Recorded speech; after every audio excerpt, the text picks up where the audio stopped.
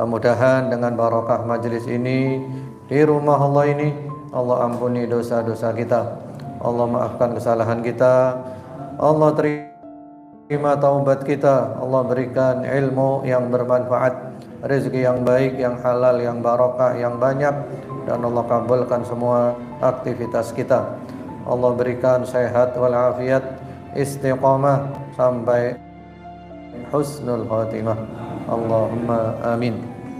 Insyaallah kita akan membahas 6 juru selamat menurut Al-Quran, yang mana ini diambil dari,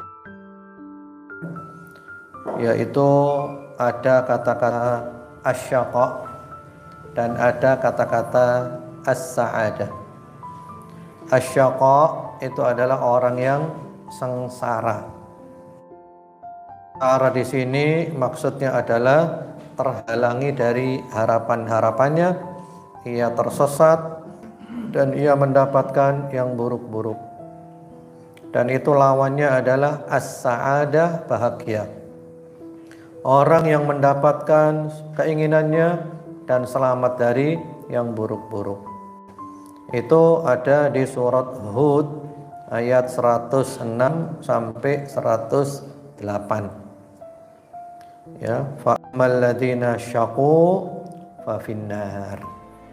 Adapun orang yang sengsara, maka mereka itu dibakar di neraka. Kebalikannya, wa alladzina su'idu fa fil jannah. Adapun orang yang dibuat bahagia, maka tempatnya di surga. Dan ini Bapak Ibu, di Al-Quran itu kata bahagia cuma satu ini aja.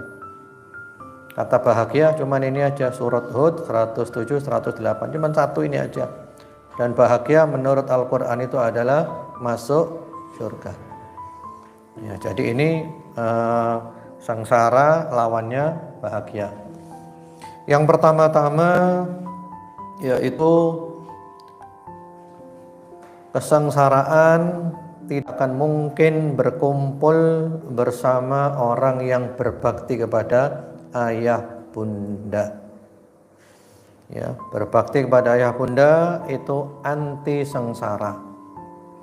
Surat Maryam 32. Nabi Isa alaihi salam itu mengatakan, wa barram biwalidati walam yaj'alni jabbara syaqiyya. Dia Allah menjadikan aku berbakti kepada ibuku karena dia hanya punya ibu. Dan Allah tidak menjadikanku orang yang sombong lagi celaka atau sengsara. Surat apa tadi? Maryam ayat berapa? 32. Kalau Anda tidak ingin celaka, nggak ingin sengsara, berbaktilah kepada ayah bunda. Berarti kebalikannya, pasti Anda bahagia otomatis. Terus bagaimana caranya kita berbakti kepada ayah bunda? Caranya 4 aja, nggak usah banyak-banyak. Yang pertama, yang baik sama ayah bunda. Sing apik nang wong tuwa, nulung, bantu, ya, nyenengno atine. Yang kedua, jangan nyakiti. Ojo ngelarakno atine, jangan nyakiti, jangan ganggu. Yang ketiga, wajahnya berseri-seri. Di depan ayah bunda itu wajahnya yang asyik, ya, senyum, jangan cemberut, jangan bermasa muka. Yang keempat, yang sanggup mengendalikan emosi. Ketika ada hal-hal yang memancing emosi, ya, kadang mungkin orang tua kita tuh mancing emosi kita, tapi kita harus apa? Bisa mengendalikan emosi, gak muntapan, ya, gak ngamuan. Itu yang pertama. Yang kedua, kesengsaraan atau kecelakaan tidak akan mungkin berkumpul dengan orang yang rajin berdoa. Rajin berdoa. Surat Maryam ayat 4. Ucapan Nabi Zakaria, walam akum bidu'aika rabbi syaqiyya. Wahai Allah, aku belum pernah kecewa, belum pernah sengsara, belum pernah celaka dengan berdoa kepadamu. Juga ucapan Nabi Ibrahim di surat Maryam ayat 48. Asa alla akuna bidu'ai rabbi syaqiya. Jadi artinya orang yang berdoa dengan ikhlas itu adalah pintu bahagia terbuka. Tidak akan sengsara, tidak akan celaka. Karena itu Bapak Ibu sing akeh apa doa. Kana rugine wong doa iku. Doa, senjata kita ini doa. Sepanjang waktu berdoa, gak ono rugine. Itu sudah pernah dulu kita bahas 14 fikih. Nah, doa dan zikir itu. Berarti gak ono rugine wong doa iku untung tok. Ya, selamat dari sengsara dan pintu bahagia terbuka. Kemudian yang ketiga, kesengsaraan, kecelakaan tidak akan mungkin berkumpul dengan Al-Qur'anul Karim. Ya. Sing cedek karo Al-Qur'an, urip tenang, jiwa aman, bahagia dari kesengsaraan. Surah Thaha ayat 2. Ma anzalna 'alaikal Qur'ana litashqa. Tiadalah kami menurunkan Al-Qur'an kepadamu supaya kamu itu susah. Jadi Al-Qur'an iki kudu supaya awakmu susah, tapi supaya awakmu apa? Bahagia. Jadi Al-Qur'an itu tidak membuat kamu sengsara atau celaka, tapi justru membuat kamu bahagia.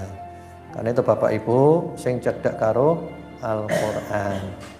Bagaimana caranya dekat dengan Al-Quran? Caranya itu 3. Kalau Bapak Ibu ingin dapat hasil maksimal dari Al-Quran, caranya 3. Yang pertama, kuantitas. Membaca dalam jumlah banyak itu perlu. Kalau dulu sahabat Nabi ku rata-rata sepekan sekali khatam. Zaman sahabat kalau juz-juzan. Juz itu baru ada pada zaman Hajjaj bin Yusuf, Bani Umayyah. Zaman sahabat dulu, hari pertama baca sekian banyak ayat, hari kedua, sampai 7 hari, 6 hari, khatam. 1 hari 1 juz cukup insya Allah. Ya, usahakan, betul Bapak Ibu, gak rugi sampai untung Ustaz. Dan saya sudah nyoba sendiri. Saya kalau 1 hari itu ngaji kurang dari 1 juz, rasanya jiwa itu ada yang kosong, ada yang hampa. Itu makanannya jiwa kita. Kuantitas. Yang kedua adalah kualitas. Kualitas berusaha untuk memahami dan mengamalkan. Seperti dulu juga sahabat itu ngaji 10 ayat saja, pindah-pindah sampai paham, ngerti, ngamalno baru pindah. Kemudian yang ketiga itu intensitas. Selalu berinteraksi dengan Al-Qur'an. Jadi membengi moco, isuk moco, awan moco, sore moco, bengi moco, terus moco. Jadi bukan hari ini semangat bacanya banyak terus berhenti. Nah Bapak Ibu, setelah Ramadan Quran mana sopo? Setelah Ramadan kan Quran diublek-ublek kan.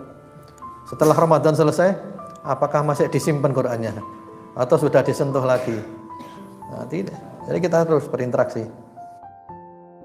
Ini ojo atau teko Quran, Anda untung dunia akhirat, barokah dunia akhirat, bahagia dunia akhirat. Al-Quran kitabnya. Iya. Kemudian yang keempat,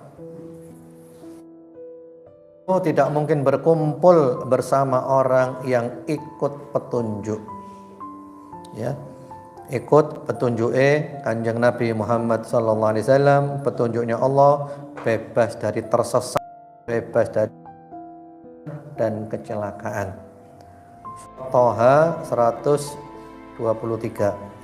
Famanittaba'a hudaya fala yadhillu wala yashqa. Barang siapa yang ikut petunjukku maka tidak akan tersesat di dunia dan tidak akan sengsara di akhirat. Di dunia aman, di akhirat aman.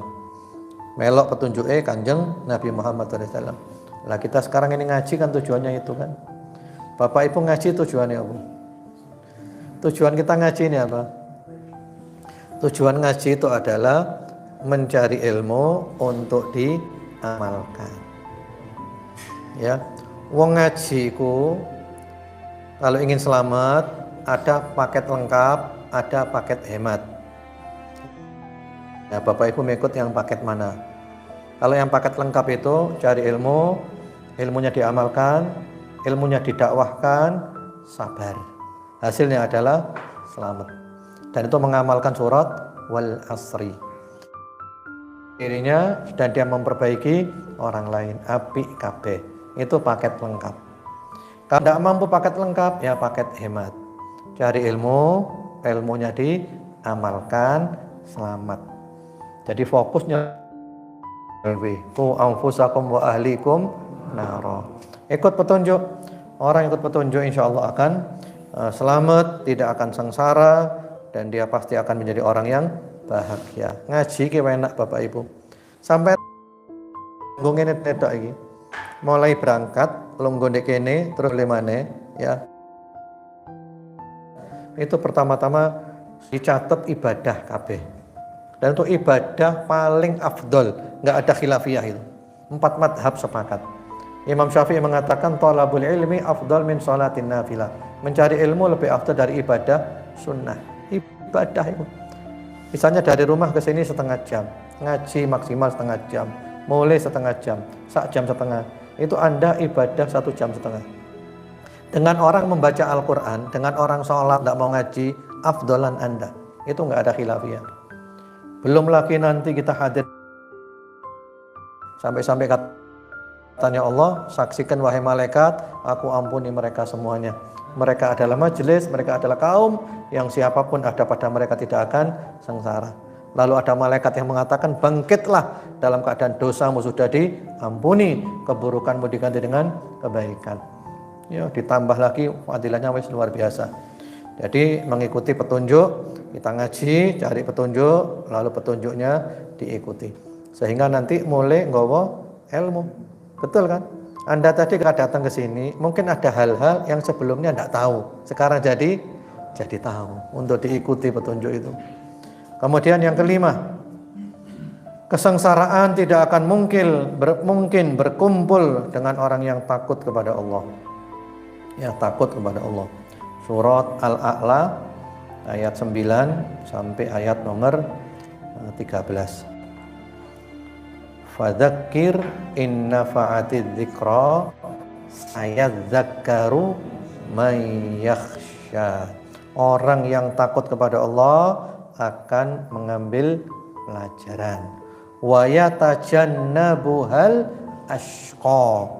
Orang yang paling sengsara akan menjauhinya. Jadi wong sing takut nang Gusti Allah itu pasti apa? Selamat. Ya, jauh dari sengsara. Maksudnya apa takut kepada Allah ini? Maksudnya gimana? Apa merawati stres gitu kan?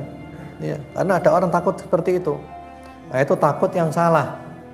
Yang dimaksud takut ini adalah cambuk. Takut kepada Allah adalah cambuk ke depan semangat lagi. Mengerjakan kebaikan, meninggalkan keburukan. Ini takut yang benar. Jadi para ulama kayak kuda itu perlu dicambuk. Kalau tidak dicambuk, tidak mau lari dia, maka perlu dicambuk. Jadi takut kepada Allah adalah cambuk. Dan semoga kita termasuk orang-orang yang takut kepada Allah Subhanahu wa ta'ala. Di depan orang kita takut sama Allah, tidak ada orang juga takut kepada Allah. Yang terakhir, yang nomor ke-6, kesengsaraan berkumpul dengan orang yang bertakwa. Bertakwa, mengerjakan perintah Allah, meninggalkan larangan Allah, pasti selamat, sukses, bahagia, mlebu surga, tidak mungkin sengsara. Surat mulai ayat 15 sampai ayat nomor 18. La yaslaha illal ashqa. Tidak akan dibakar di neraka kecuali orang yang paling celaka. Kemudian ayat yang berikutnya, wasayujannabuhal atqa. Akan diselamatkan dari neraka orang yang bertakwa. Jadi lek kepingin selamat, bertakwa, mengerjakan perintah Allah, meninggalkan larangan Allah, dan kemudian alladzi yu'ti malahu tazakka. Demikian Bapak Ibu, ini ada 6 juru selamat menurut Al-Qur'an. Yang pertama apa tadi? Berbakti kepada ayah bunda. Yang kedua, berdoa dengan ikhlas, dengan tulus. Yang ketiga, dekat dengan Al-Quran. Yang keempat, ikuti petunjuk Allah, petunjuk Rasulullah SAW. Yang kelima, takut kepada Allah dengan takut yang benar, yaitu menjalani hidup dengan takwa. Ini ibaratnya adalah GPS yang mengantarkan kita ke surga, biar tidak kesasar, biar kita bisa pulang ke rumah kita, yaitu di surga. Amin. Demikian itu materi pembuka dari saya. Monggo kalau ada yang mau ditanyakan, tafadhol silakan.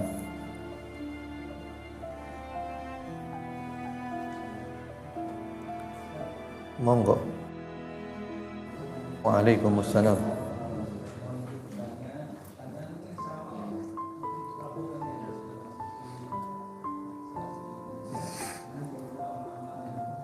Iya. Ya Pak, betul sekali Pak. Kita masih menunggu ya,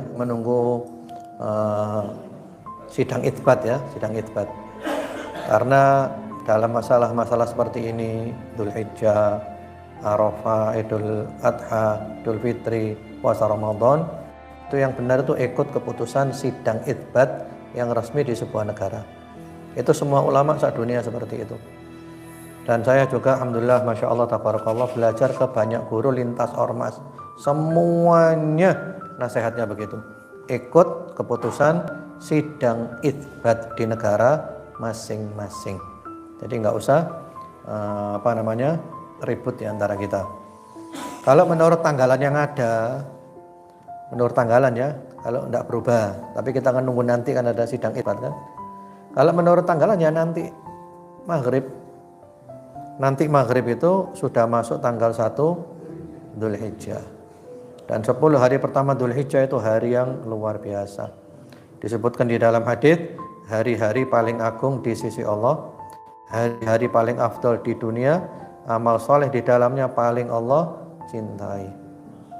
Sampai kata sahabat Anas bin Malik radhiyallahu ta'ala anhu, 1 hari dari 10 hari Dzulhijjah itu sama keutamaannya dengan 1000 hari.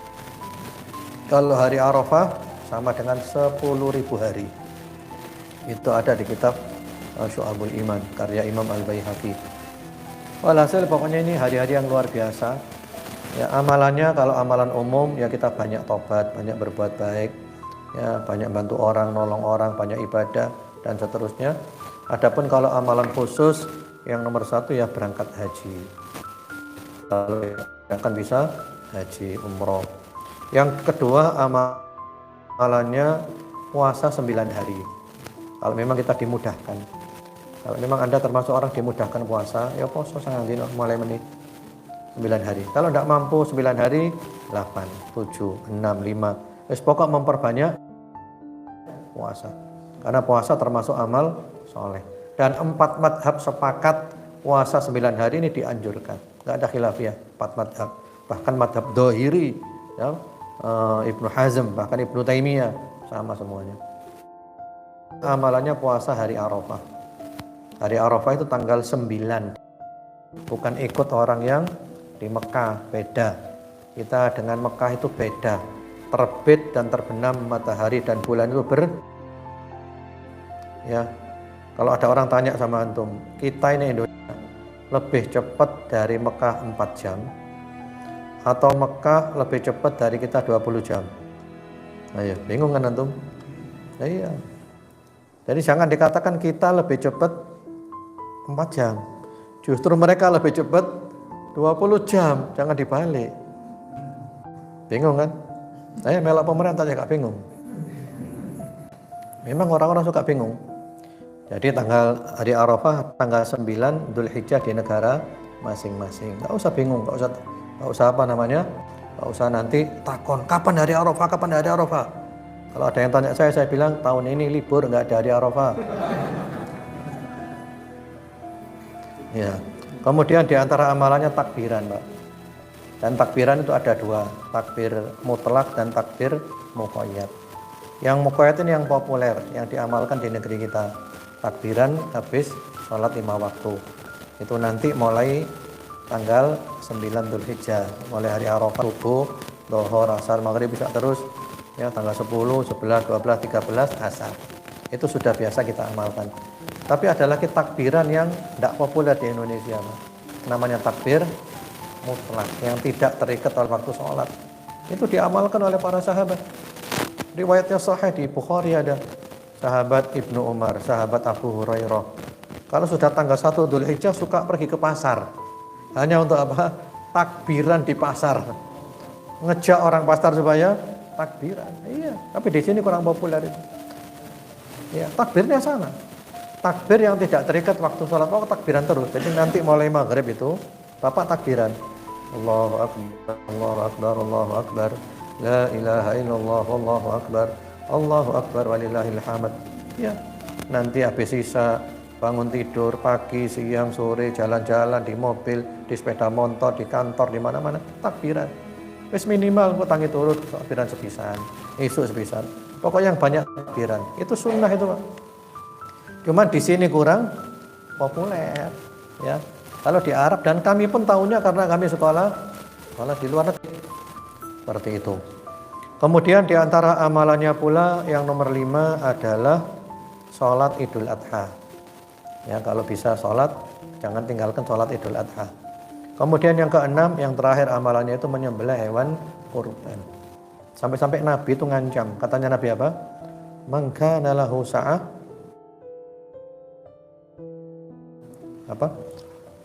yaqrabanna musallana. Siapa yang oleh Allah diberi kelapangan rezeki, bisa beli kambing untuk kurban, tapi dia tidak kurban, jangan mendekati musola kami. Ya. Istilahnya itu bahasa kita itu ya. Orang yang bisa kurban gitu ya, diancam. Dan kurban ini bukan seumur sekali. Aku wis tahu biyen. Butuh wis tahu iki ben tahun iki kurban iki. Ya, dan keutamaannya banyak. Itu amalan-amalannya, Pak. Dan semoga Allah mudahkan kita untuk mengamalkannya. Allah. Monggo kalau ada satu lagi boleh silakan.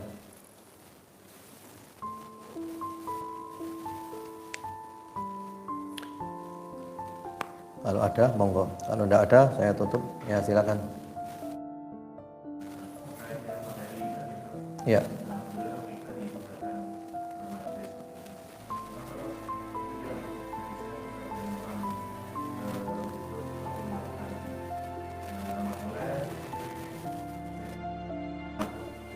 Ya. Ya. Ya. Baik, Mbak. Kita semuanya takut, Mbak. Dan itu takut itu adalah bagian daripada ibadah dan akidah. Tidak boleh merasa aman dari makar Allah. Tidak boleh kita menjamin pasti mati husnul khotimah. Harus antara takut dan harapan. Itu kalau konteks hadisnya, itu kan ada di Arba'in kan. Ada satu orang selama hidupnya mengamalkan amalan ahli surga. Menjelang mati berubah. Mengamalkan amalan ahli neraka. Mati su'ul khotimah mlebu neraka. Tapi ada kebalikannya. Orang selama hidup beramal dengan amalan ahli neraka.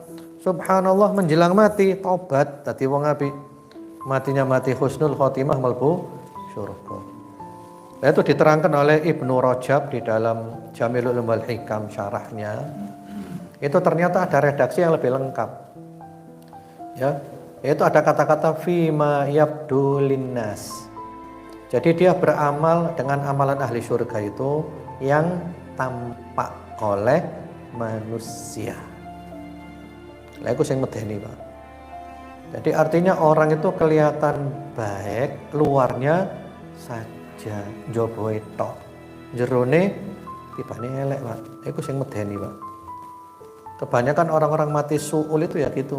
Luarnya bagus, dalamnya ternyata buruk. Sebaliknya ada orang yang luarnya itu jelek, dalamnya bagus. Iya. Dan cerita-cerita model gitu, makanya Pak, saya punya kumpulan cerita banyak, Pak. tentang orang-orang yang mati husnul dan mati su'ul. Di antaranya ada cerita yang viral dan mungkin pernah saya ceritakan di sini, yang dari Maroko itu kan, yang anak dari Maroko, iya, yang orang dari Maroko mimpi ketemu Nabi. Nabi bilang, kamu datang ke Mekah, kamu cari bulan, kamu bilang ahli surga. Akhirnya dia tidak berangkat karena Mekah jauh. Ternyata mimpi lagi yang kedua kalinya, mimpi lagi 3 kalinya persis. Akhirnya dia berangkat ke Mekah, dicari dan ketemu orang itu. Ternyata di kampungnya terkenal orang sampah masyarakat, tidak ada penampilan Islami sama sekali. Lalu ketika dibilang kamu adalah ahli surga, dia kaget. Apa tidak keliru kamu? Ya. Akhirnya ditanya apa amalanmu? Dia bilang tidak punya amalan. Ternyata dia punya amalan yang mungkin itu amalannya, yaitu dia punya tetangganya meninggal dunia. Semenjak tetangganya meninggal dunia, dia bersumpah kepada Allah, ya Allah, ya, itu meninggalkan janda dan anak-anak yatim. Ya Allah, saya bersumpah kepadamu, berjanji, setiap saya menerima gaji, saya potong 2. Sebagian untuk keluarga saya, sebagian untuk janda dan anak-anak yatim tetangga saya. Dan sampai hari ini tetap saya kerjakan. Lalu dia diajak ke Masjidil Haram, tidak mau. Saya lama tidak ke Masjidil Haram, pada tinggal di Mekah. Hanya dipaksa, pokoknya harus ke Masjidil Haram. Terus dia minta izin pulang dulu, mau mandi-mandi, pakai baju yang bagus, pakai parfum, berangkat. Masuk Masjidil Haram, nangis tok. Sampai sholat, nangis tok. Subhanallah, pas sujud terakhir, tidak balik lagi. Mati pas sujud. Padahal dia adalah sampah masyarakat. Berarti ini casingnya jelek, tapi jerone itu mutiara. Ya, dan cerita kayak gini banyak Pak. Wakai Pak, saya punya banyak Pak kisah nyata Pak. Bahkan ada orang saya kenal sendiri, bukan katanya Pak, saya kenal sendiri Pak. Orang ini zaman dulu mabukan. Lek mabuk wis luar biasa, ngombene sakrat Pak. Iya, sakrat itu, namanya rokrat. Sakrat itu sini biro itu. 20 botol. Iya. Pira 24 apa 20 di sini. Diombe dhewe kabeh. Orang dulu kalau mabuk kan gitu kan. Beda dengan anak sekarang. Anak sekarang sak soloki wis ngeroweng gitu. Iki ngombe sakrat. Tapi walaupun dia tiap hari mabuk, tidak pernah ganggu orang, sama orang baik, akhlak. Wis mabuk dirasakno dhewe wis. Subhanallah, akhirnya Pak tobat Pak. Ramadan. Mulai dari awal Ramadan dia tobat. 5 waktu ke masjid, sarungan, pakai baju koko, kelambi putih, koblok putih. 5 waktu na masjid, melok terawih. Akhir Ramadan meninggal dunia. Padahal bendino mabuk. Iya. Tapi sebaliknya, ada orang yang muadzin, yang paling menakutkan muadzin, Pak. Ceritanya muadzin, Pak. Jadi ada orang itu ketika tawaf, doanya cuman Allahumma akhrijni minad dunya muslimah. Ya Allah, keluarkan hamba dari dunia dalam keadaan muslim. Terus pokok ngono tok doae. Lalu ada orang tanya, Pak, apa enggak ada doa lain, Pak? Kok mek ngono tok? Oh iya, ini ada ceritanya doa ini. Ceritanya bagaimana? Oh, kami bertiga, saudara bertiga. Saudara saya nomor 1 itu adzan 40 tahun. Bayangin Pak, adzan 40 tahun. Berarti sholat 5 waktu di masjid, tidak terlambat, takbiratul ihram 40 tahun Pak. Menjelang wafat, ya katanya mati, dia minta diambilkan Al-Quran. Orang-orang senang semuanya, wah Quran ya Masya Allah. Begitu dibawakan Al-Quran, dia bilang apa? Saya berlepas diri dari kitab ini. Langsung mati plek. Mati kafir Pak. Adiknya, muadzin 30 tahun, matinya sama. Sekarang tinggal saya wedi saya. Makanya saya hanya doa apa? Ya Allah, keluarkan hamba dari dunia dalam keadaan muslim. Ya karena apa? Mungkin orang ini ada dalamnya itu yang tidak bagus. Dan banyak ceritanya, itu aja cukup insyaallah. Intinya adalah yang penting kalau kita baik lahir batin. Joboi api, jerone api, insyaallah. Mudah-mudahan di Allah berfirman, "Yutsabbitullahu alladziina aamanu bil qawli tsabiti fil hayatid dunya wa fil akhirah." Wong lek apik lahir batin ambek Gusti Allah dijogo, ndek donya dijogo, ndek akhirat dijogo. Penting apa? Baik lahir batin. Ojo apik njoboi tok. Jerone juga lek iso luwe apik teko njoboi. Demikian, semoga bermanfaat. Allah jaga kita, Allah lindungi kita, Allah selamatkan kita. Allah berikan istiqamah sampai husnul khatimah. Wa sallallahu wa sallama ala sayyidina Muhammadin wa ala alihi walhamdulillahi rabbil alamin. Subhanakallahumma bihamdika asyhadu an la ilaha illa anta astaghfiruka wa atubu ilaik. Wassalamu alaikum warahmatullahi wabarakatuh.